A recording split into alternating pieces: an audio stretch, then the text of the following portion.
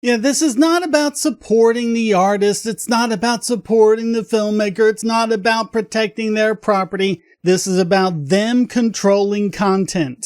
It's about them being in control of what everyone says. Warner styles itself as a defender of artists and creative professionals against imagined threats from artificial intelligence. But this is a misdirection. Warner seeks to restrict it by using copyright as a cudgel to deny the public the ability to do with AI tools what generations of individuals have lawfully done with pencils and notebooks. And isn't that what they always say? Just pick up a pencil. Well, if it's legal to do it with a pencil, it's legal to do it with AI. And Midjourney is also a popular tool among the visual effects companies and other vendors employed by plaintiffs. So they're using Midjourney, and then they sue Midjourney. Plaintiffs cannot have it both ways, seeking to profit through their use of Midjourney from industry standard AI training practices on the one hand, while on the other hand, accusing Midjourney of wrongdoing for the same. Copyright law does not confer absolute control over the use of copyrighted works. The limited monopoly granted by copyright must give way to fair use. And that's the thing about this. If the users are infringing, go after the users. But they don't do that.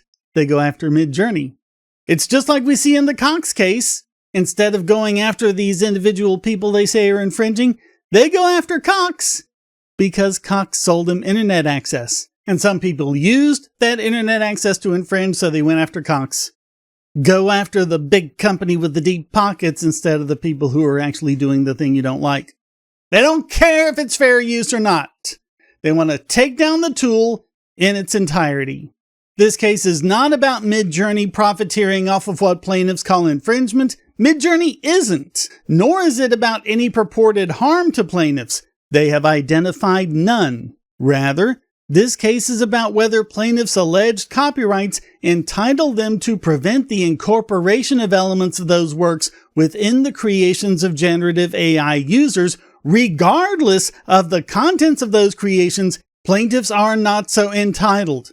Plaintiffs use and benefit from generative AI models, including Midjourney. Plaintiffs are, like Midjourney, directly or indirectly engaged in training generative AI models on publicly available works, some of which are protected by copyrights owned by third parties. Yeah, you freaking hypocrites!